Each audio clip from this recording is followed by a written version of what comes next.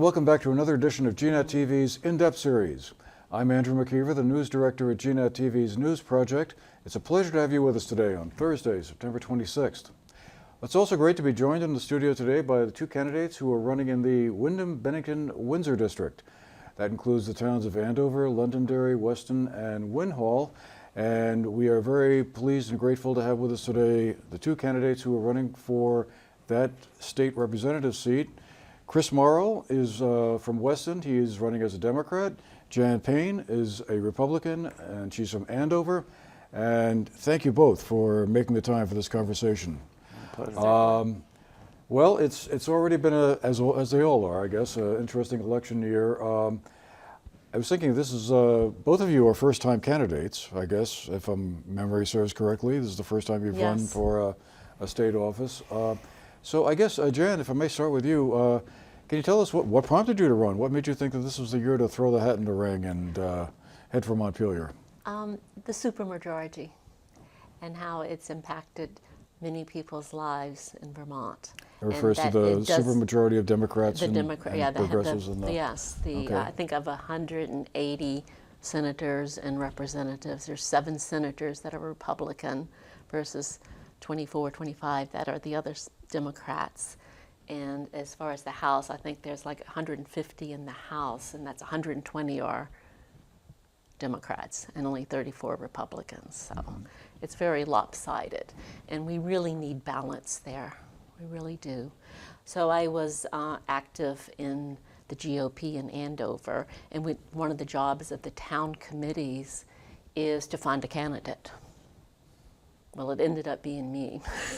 So, never joined a committee. It's like and I also did some research into when was the last time we had a Republican on the ballot. 16 years we have not had a Republican even on the ballot. From Andover, and I think in this district too. I think there was a couple of independents that ran. So it's time for Republicans to step up and put their name, because these seats should not go uncontested. That's democracy. You need a choice. So I put my name in the hat for that reason. Oh, interesting. Chris, what about you? Well, just first a little bit about my background. I grew up here in Manchester, and then went off to college, joined the Peace Corps, went in Thailand for a few years. Then I was, after bumming around a little bit, I was out at the University of Michigan, and I got my master's in environmental policy.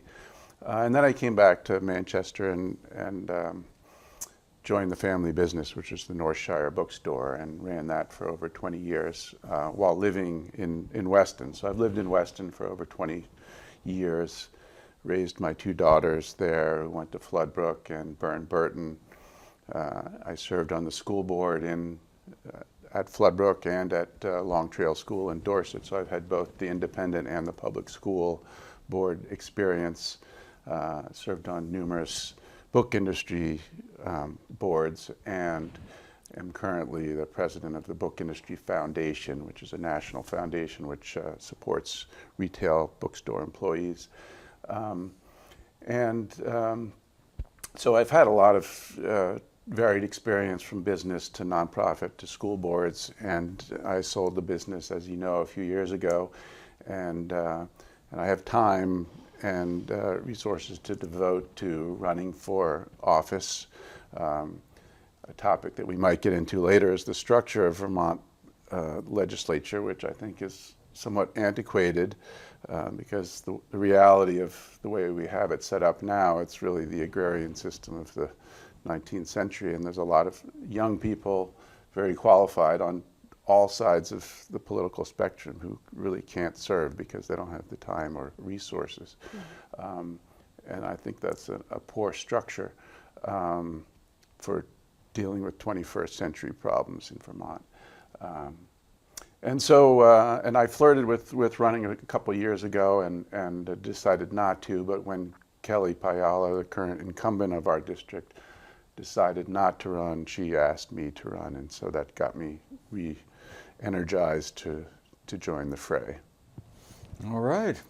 Well, as you both have been going around the district and knocking on doors or doing signways or whatever else one does these days. What are you hearing about from the voters in the district about what are some of the main issues they're concerned with at this point? Jan, let me start with you on that one. I would say without a doubt it's affordability. Affordability with property taxes, affordability with energy and heating their homes. How are they going to survive another winter? The housing shortage, such as the meeting we went to, we can't bring in the plumbers, the electricians, the dentists, because there's no places for them to live and it's just unaffordable. So those are the main things that I'm hearing. They're very upset about some of the recent legislation that was passed, and it just makes it, they're moving out. They said that next property tax bill, they'll have to go. And that comes from majority of the people. Well, we'll definitely, I think, have an opportunity to drill down into that a little bit as we go along. But before we get there, Chris, what are you hearing as you go around in the district and talk to folks? Yeah, I agree with Jan. I think she hit it on the head. It's affordability and some of the issues that all interweave, like housing and healthcare and affordability and economic development are all connected, and it's so a lot of those issues are all coming to a head at the same time, and whether it's market forces or some of the legislation that's happened in the last couple of years, or local school budgets. A big chunk, if not the majority of the property tax increase was due to local school budgets. It wasn't due to the legislature. And if we upheld the governor's veto, it just would have shifted the burden from residents to local businesses, which I don't think is a good long-term solution. So there's no easy fixes. Well, let's start there with this question of the property tax rates and education costs, because it certainly seems to be one I know I'm hearing a lot about from people I talk to. And I guess it's probably an impossible, there's no good answer to this right now, so I'm probably being a little unfair by even throwing it out there. But I mean, what do you see as what we should do in order to get those property tax rates, if not stable, then going downwards again? I mean, is there a way, in your opinion, that we can reduce the size of the education fund that would translate into lower tax rates down here at the local level? I think the quickest thing to do is to cap property taxes, maybe for a short term until we figure out a better way. I mean, certainly many states have it in legislation now that like once you become a certain age, you no longer get increases in property taxes. And you've already paid for your children, you've paid for your grandchildren, you probably are paying for your great-grandchildren. So just to stop that increase year after year, especially for people who are on fixed incomes, and there are many people who are on fixed incomes here in Vermont. They bought their house, they probably paid, $80,000 to $120,000 for their house, and now it's worth $400,000, and they're getting taxed at that unrealized gain, and the rate just keeps going up and up. So I think there is I think we should stop the increases. Right now we're one of the, I think, second highest in the nation per pupil, and we went down from 106,000 pupils to 80,000, and as that decrease occurred, the cost per pupil just went up and up and up. So yeah, and let's face it, we're not doing that good of a job either. 35% proficiency in math, 44% proficiency in English language arts. I mean, we really need to reevaluate what's going on. And I think the best thing to do is to put a stop on increases until we figure that out. I think the goal also, I've heard, I mean, this is first year of these double-digit price increases. I hear the goal is to double property taxes in the next 5 years. So we got probably 2 or 3 more double-digit price increases coming This is not the end. Whose goal is that? Well, first of all, I think the goal, and I've heard it said by a superintendent, is as the number of children are decreasing, they have to bring in preschool and lower than preschool in order to subsidize, to sustain themselves. So you're going to have to bring, the lower you go in age, the more costly it is to keep the kids.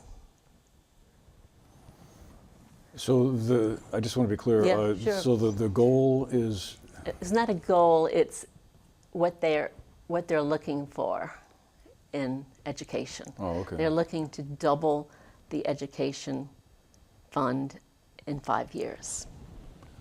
Okay. Well, I want to return to a couple of the points you Yeah. made there, but Chris, let me ask you what can be done, do you think? If you had been in the legislature this past year, what would you have been arguing for with your colleagues up there? Yeah, well, I think it's a long time coming. This is multiple. It started with Act 60 and Act 47 and the Brigham decision, and all this has kind of decades of issues and quick fixes and structural fixes that didn't quite work, and they all are all coming to a head right now. So you have the spending side, and then you have the revenue side, right? And Jan spoke to a few things on the revenue side. I think we absolutely need to look at spreading the revenue from strictly property to income and other sources. I mean, there are other sources in the ed fund, but I think we need to really consider switching some or all of it to income-based, so that people who are on fixed incomes or lower incomes are not as impacted. On the spending side, I think there are some things we can be doing, continuing with the consolidation and efficiencies in the system. I mean, clearly the per pupil spending is simply too high, and we need to figure out a way to do that. I think the problem with just capping property tax increases is that another issue which we might get into is that Vermont is aging very, very, very quickly. And this comes into the healthcare discussion as well. And so, we need some base revenue for our education system. Another possible way to approach this is taking things out of the ed fund which might not belong there, like mental health for our kids and some of the other things that are really social services that are have been put into the ed fund and burdening the ed fund in perhaps an unfair way. What about the notion of closing schools and consolidating? That's been a kind of a hot button issue, and not in your district, but nearby, and in Wyndham, the town of Wyndham. I know there's been a bit of a back and forth around that. Right over here in Sunderland, we recently had a well-attended meeting of the Taconic and Green School Board, where the notion of closing the Sunderland school was put out there, and let's just say didn't. Right. It wasn't greeted by endless rounds of applause. This is a tough question for a lot of communities, and I guess it may not really apply directly to yours, because I don't think the Floodbrook School is on any kind of short list for that. But as a big picture kind of thing, do you feel like that's an approach that at least ought to be looked at? Well, actually, it does apply, because in Andover we go west toward east toward Green Mountain, and so we have Cavendish, and I'm very sympathetic with those people, but with the possibility that they will lose their school. It's their center for their community, and they have 70 students, but yet there is something about having that local school I think is very important, and I would work to keep these smaller schools open. I think it's part of the culture. I think it's part of the community, and I think anytime we can add to our community, it's wise. I think it needs to be looked at. I think it's varies across the state. Like in a place like Rutland where you have a lot of excess capacity and it's not neighborhood based. You know, it's not a small town, it's a small city, and you can bus people a few miles to get to another school and have great efficiencies from that. I think it makes sense. In some of these smaller towns where the school serves multiple functions in the community, that's a much harder discussion to have.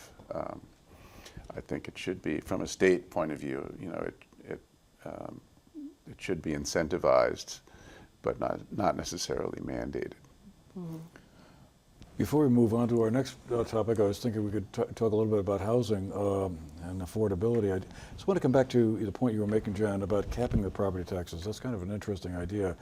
But wouldn't, if let's say property taxes for senior citizens or people above a certain age were capped, I'm assuming that eventually would mean like some kind of revenue shortfall that would have to be made up from somewhere else. I mean, where would we be looking to pull? Well, if we were to bring in more young families, there wouldn't be a shortfall. Well, that's true. Yeah. So, I mean, that gets back to jobs and affordability and housing. And also, I think we need to look at the budgets and see how much we're paying. And I think Chris made a very good point about mental health issues being part of the school system now. I know in the Green Mountain, 30% of the kids are in special ed. That's huge. That's out of 600 children, 180 have to have a para-teacher with them the entire time. I think that's unsustainable, and we need to look into that. And I'm sure they're all not special ed children. Yeah, well, there's certainly a lot to chew on with all of that, and no easy answers either. So let's turn to another simple question. Housing. That's been an issue around here for a very long time. I've been working on a little project going through old issues of the Manchester Journal and reading back as far as the 1980s, 1990s, housing was an issue there. There wasn't enough housing at that point. So we're still kind of stuck, I guess. But, well, Chris, I guess it's your turn. So let me start here. What do you think we could do that would be a quick short-term fix, at least to alleviate the worst parts of the housing issue, recognizing it's a complex question and there's a lot of different approaches one could take, but is there any kind of thing you think that the state or localities could do in a short term that would, you know, make it easier for developers to put up affordable or workforce housing? Well, unfortunately, I don't see too many quick fixes. You know, housing is a long-term thing. And it's not unique to Vermont. As you know, this is a national, or actually international problem, and that's why it's gaining some traction in the presidential discussions. You know, it would be nice to have some support from the federal government on this. In Vermont, I think we need to continue doing some of the things that we started doing with the COVID money, and putting that into affordable and workforce housing. We need to continue to diminish regulations where appropriate to make it easier for people to build, especially multifamily. And that started with the Act 250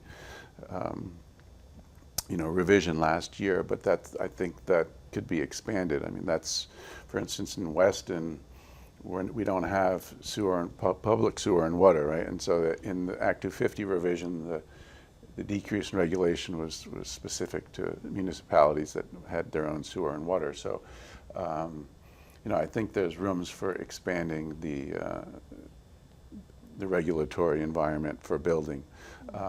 But overall, I think Vermont as a state needs to find more ways to leverage public money to allow the private sector to build. This is really should be a private sector issue, right? And historically it has been, you know, supply and demand and cost, but this gets into, you know, equity issues, not just in Vermont, but nationally. It's like, now no one starting out can afford a house, right? And or even middle class, it's very unaffordable. And so,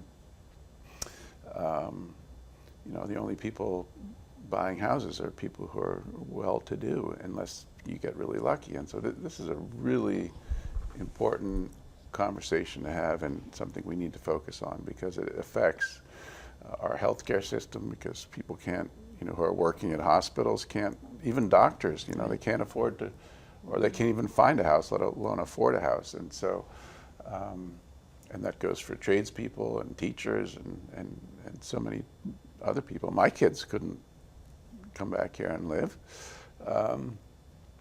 So unfortunately, I don't think there are too many quick fixes unless we get a big tranche of federal money somehow, which I don't think is going to happen.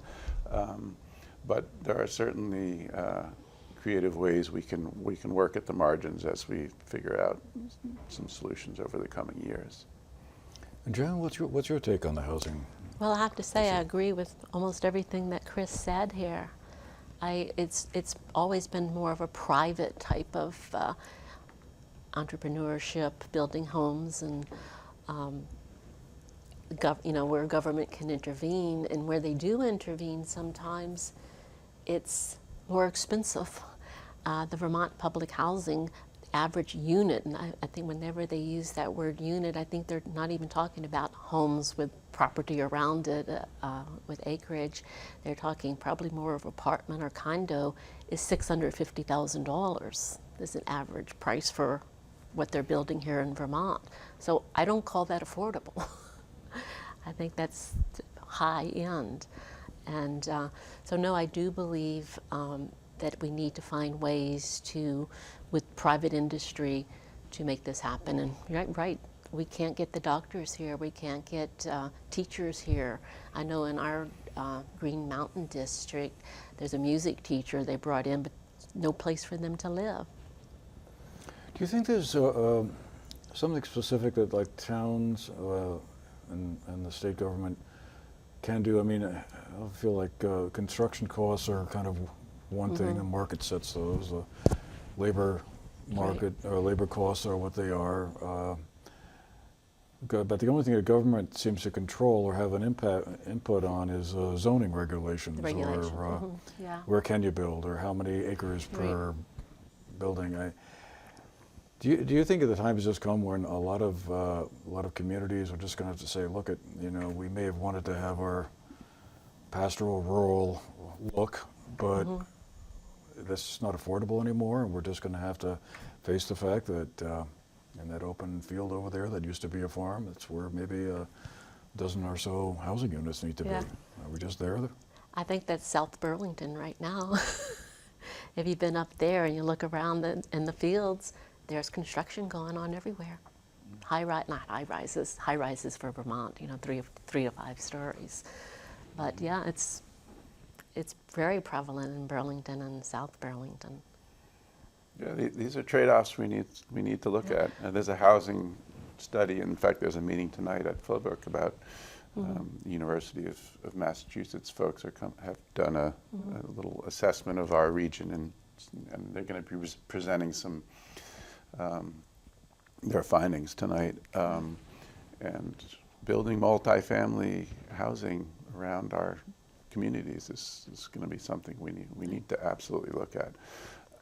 And besides the regulatory environment that the state creates, I think there's opportunity for some creative financing side. A big problem with the lack of housing is the numbers don't pencil out, especially at current interest rates. And so if the state can be involved in coming up with creative ways to either guarantee financing or create a lower interest rate environment for certain criteria of housing, decreasing regulation so you can get housing built more quickly, which saves money. There's the money side of things is something that the state can creatively get involved in to make private sector building more affordable. Yeah. And Jan, you were at the meeting Chris was referring to there on Tuesday night. Correct. What did you take away from that? Well, there's definitely property, and what's required does not take up that much acreage. That was the point that they made, that there was enough land and it would not, impede upon privacy and other people's properties. So that was reassuring that it wasn't going to be really crowded. They could easily ease additional homes that are required in this area. So that was very reassuring. Yeah. But as back to, I just wanted to address the interest rates. I agree, it'd be, people are waiting for that 3-4% interest rates and how helpful that would be. But considering we had almost 0% interest rates for the last decade, there hasn't been much done with housing. It didn't help. It didn't help the cause. Well, it's certainly going to be interesting to see how we tackle it, because I think it is definitely, even though a long-term problem, seems to be hitting a kind of a crisis point at this point. Where, absolutely. I don't know how many employers I've talked to over the last couple of years who said, "Gee, I had the perfect candidate for this job, but they were going to be paid pretty well by my standards from way back when. They couldn't afford to find a place to live." So we're never going to grow the workforce that way, are we? No. Well, let's move on to another issue I think is probably one on the radar of a lot of folks, and that's the whole kind of environmental and up your way, kind of the flooding resilience question. I mean, earlier this year I went to a meeting that the Wyndham Regional Commission hosted for the towns of Weston, Londonderry, and Jamaica to look at a sort of a regional solution to the West River, to see if the three towns could work together to figure out some way to mitigate the danger that there might be another flood like what we saw well this past summer and the summer before. How urgent, I guess, do you feel like this issue is? Is it one that's right up there with the housing and property taxes, or is this one, well, okay, we need to kind of take a deep breath here and think about it? After 2023 and Irene before that, we need to work on it now. We can't wait around and hope that it doesn't happen this year. I think that the FEMA money, what was it, $90 million that were awarded, and the state would be able to match that. We need to take advantage of that 100%. And the towns need to work together, because we're all running along the same river. And what happens upstream, downstream impacts the others. So no, they need to be working closely together. And I think they do have ideas, and it's about mitigation. And we can do that. We have the ingenuity, the intelligence, and the manpower, and the money now to do it. So I say, no, we don't wait, we move forward. Yeah, I agree. I mean, we in Weston, we have a report from engineers coming out at the end of the month about our dam and our bridge, which were both the focal points of the flooding. And so I think taking down the dam just makes complete sense, and then we need to expand the capacity under our bridge. Similar conversations are happening in Londonderry and Jamaica. Beyond those immediate fixes, which I think need to happen, and there's funding for them now. I know the river study, which you were referencing, is really looking at longer-term riparian zone type fixes, which is really being able to take land and slow the water down and spread it out. And so in future water events, we don't get the same level of flooding that the water has had, used nature-based solutions to just let the water dissipate more widely and slow it all down.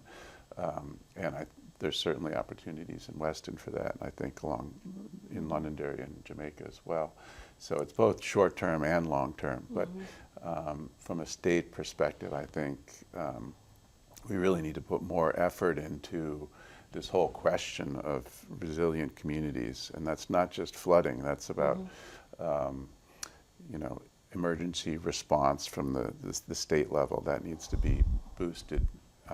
Local cooperation along emergency management, and looking at other things besides flooding, because the flooding has been the recent issue, and I'm sure it'll be an issue in the future, but it could be something else, coming down the pike. We have 2 or 3 years of drought, we could have fire issues. You know, I mean, we don't know what's in the future, and so we need to really do some scenario planning and put some money and effort behind building resilient communities, both from a physical infrastructure point of view, but also a response and human capacity point of view. And that also, I think, prompts kind of looking back to the housing question. It seems like historically a lot of towns in Vermont were built along rivers. You know, that was the logical way to go back in the 19th century or before that. But now those are the parts of the town that are most at risk for flooding. And do we need to think about, you know, moving or building houses or moving businesses up to farther away from rivers? I mean, is that and then I guess in both your community and the communities you're going to be representing, is that, do you think, something that you're going to be saying to town officials, hey, this is something you need to think about?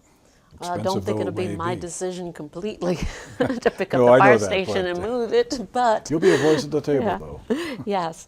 I mean, I think if it makes sense, if it makes fiscal sense to do it, yes, I would be willing to move buildings. It's just the nature of the water has changed, and so you have to respond to it, and I think we can respond. And that's part of resiliency. That's what it's about. It's responding and preparing. Yeah, I agree. I mean, I don't think you need to have any state mandates to do this. It's just the reality of the environmental situation and the fiscal situation for, you know, the businesses just can't afford to keep rebuilding every few years. I mean, it's just devastating. And you won't be able to get flood insurance anymore.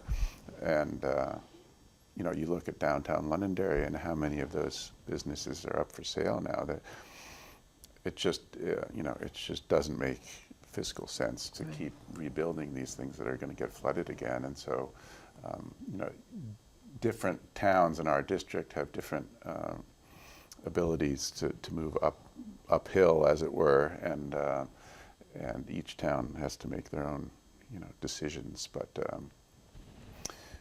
you know, in Weston, we need to move our firehouse. You know, that's a big issue for us because it's not just the firehouse, but it's, you know, it's a focal point for emergency response, and so we're busy looking for a safer place to build that. So it just has to happen. Well, let me go a little more big picture on this question. Next year, the legislature will be tasked with hearing from the Public Utility Commission about the clean heat standard, which is a very complicated issue that I probably wouldn't explain as clearly as I could have anyway. Basically, it sounds like the idea is to set up a credit market of some sort for like fuel dealers or people who sell propane or gasoline, to encourage them to kind of move into being like heat pump suppliers or solar suppliers, something like that. The idea being to reduce the greenhouse gas emissions that the state sets off by 2030, I guess. A couple of different benchmarks in there. Again, I don't want to get too involved with it, but I guess I just wondered, what do you both think about this approach that's come up so far under the clean heat standard the legislature last year developed? I think, or actually, excuse me, in 2023, the Affordable Heat Act. Chris, again, let's turn to you. Do you think that approach is basically a good one, and if elected, you'd be inclined to support it, or do you have reservations about it? I have reservations about it. I think from a legislative point of view, the way they went about it was admirable in terms of, here's an idea, put it out there for a study. Nothing's become law, nothing's mandated, right? So all they said was like, here's an idea, we want you to study it. And so the numbers are starting to come out. I don't think there's been a final report yet. And then this current, you know, this winter, the legislature will have an opportunity to look at the numbers and the impacts and decide whether it makes sense or not, or to tweak it and try something else. Personally, I think people are concerned because there's been a lot of misinformation and disinformation out there about the costs and the benefits, and it's very complicated. So it's easy to put out sound bites that you know, like the sky is falling and fuel oil is going to be an extra $4 a gallon, and you know, none of that is true or helpful. I think it sounds a little complicated for me. I mean, there's been some great national legislation on this in terms of incentives to make converting to heat pumps or heat pump hot water and other forms of electrical heat and energy use. And I think it would be perhaps more simple, and just to piggyback on that, which to a certain extent we're doing through Efficiency Vermont and Green Mountain Power.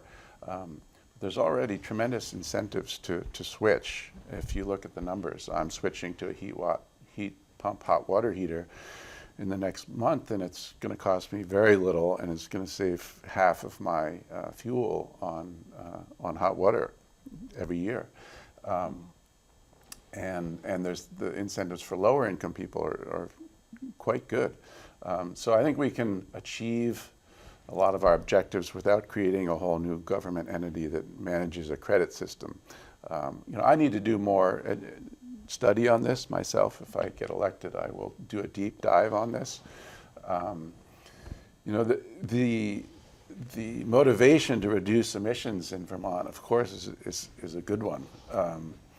And you know, I support that. I consider myself an environmentalist, and however, we have to be realistic in our ability to pay for things. You know, we're not a rich state.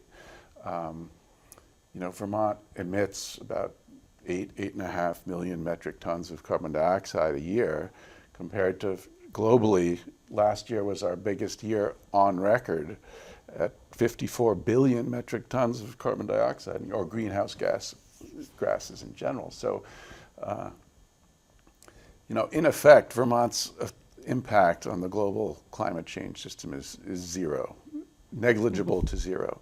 So while I am all for finding ways to reduce our emissions, and I'm personally doing it, we need to find a balanced way to reduce emissions and look towards the future to build resiliency. You know, in the climate change discussion, there's two general buckets. One is mitigation, how we reduce emissions, and the other is adaptation, which is just another word for building resilience and how we adapt to the current climate.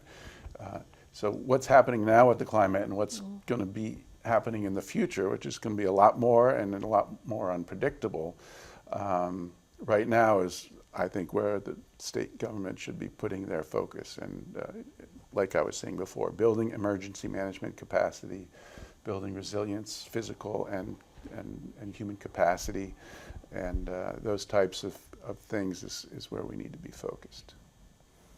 Jan, over to you. What is your take on the Affordable Heat Act or Affordable Heat Standard? Chris brought up cost, you know, and every week a new cost analyst comes out, and it keeps going. It's not going down; it's going up, up, up. The latest I heard was $17 billion. But yeah, how can our legislature pass these kind of laws and acts? And it has passed. I mean, it's waiting for the funding portion of it. Without knowing what the cost is. Originally, they said it would be 70 cents per gallon of heating fuel. Now it's up to $4. And that doesn't even consider the cost of the administration of it. And it does require, you know, it becomes a commodity, you know, removal of carbon dioxide. And how do you measure that? I don't think they've determined how that's going to actually be measured in each household with each, you know, intervention that's done. So, I mean, it's very, very complicated, like Chris intimated, that it's almost, I mean, I can't believe they're going to pass this through. I don't know how they're going to implement it if they do pass it through. So yeah, we should spend our money elsewhere. Vermont is very small, very small. We are insignificant in the big scheme of things, and Vermont has really done a very good job. And just our trees in general, our forests actually remove more carbon dioxide than we produce. We're doing a fine job, and we should be proud of ourselves. Sometimes we need to pat ourselves on the back instead of, pointing fingers at each other. This is, I think, partially a scale issue. I mean, this is because the federal government was unable to pass any kind of carbon trading scheme or related to reducing emissions. I think Vermont leaders, and to a large degree, I agree, felt it incumbent on us to address the issue. The problem is that at the scale of Vermont, it's just really, really hard to do effectively and cost effectively. There's still no real. I've heard a range of numbers from 70 cents to $4 a gallon of heating fuel, just to try and be as precise as I can be. But there's no real certainty as to around what that could be. I mean, the global price of oil could throw that in any one of several directions, over which we may have no control. So, and again, to be clear, this is a study that is not yet, the legislature will consider. Right, They could change it in a lot of different ways. Or they cannot do anything, and then nothing will happen related to this. So it hasn't actually passed. The only thing that's passed is to create this study. And so, if they decide to do nothing and not take it up, then it won't go into effect. One of the aspects of this, which we haven't touched on, is trying to mitigate the volatility of the cost of oil. And we saw just a few years ago, oil spike quite a lot. And that has, people who are on fixed incomes, like Jan mentioned, if your oil goes up $1 a gallon, that has a huge impact, right? So that is an aspect of the clean heat standard that I think if it doesn't go through, or if it goes through in a modified way, we still need to look at how we mitigate the impact of fuel oil volatility to our fixed income and lower income Vermonters. And I don't have a solution for that now, but there's ways to address that without creating this whole carbon scheme. Well, in the few minutes we got left, I was thinking one other thing I wanted to ask you both about, sort of been my observation, and certainly not mine alone, that the last couple of years, the relationship between the executive branch, led by Governor Phil Scott, and the legislature has been kind of strained, the right word? I'm not sure. It's been kind of difficult anyway. Concerns have been expressed that the legislature comes up with a plan for one thing or another, and then the governor doesn't weigh in until the last minute, and then vetoes things, and I'm sure the governor has his take on that. That no, we've been trying to give you this information back in January, and here we are in May, and you just give me the same thing that I said I wouldn't support back in January. Do you think it's important that the legislature and the executive branch figure out a way to kind of get on the same page in terms of communicating with each other better?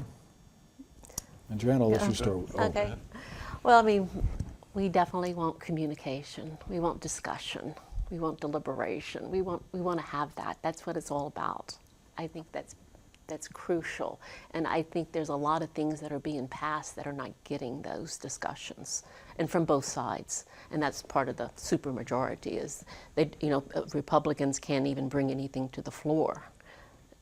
It's almost impossible. So I think that as far as Governor Scott, I know there are many Republicans that really like him, and there are many Republicans that don't like him at all.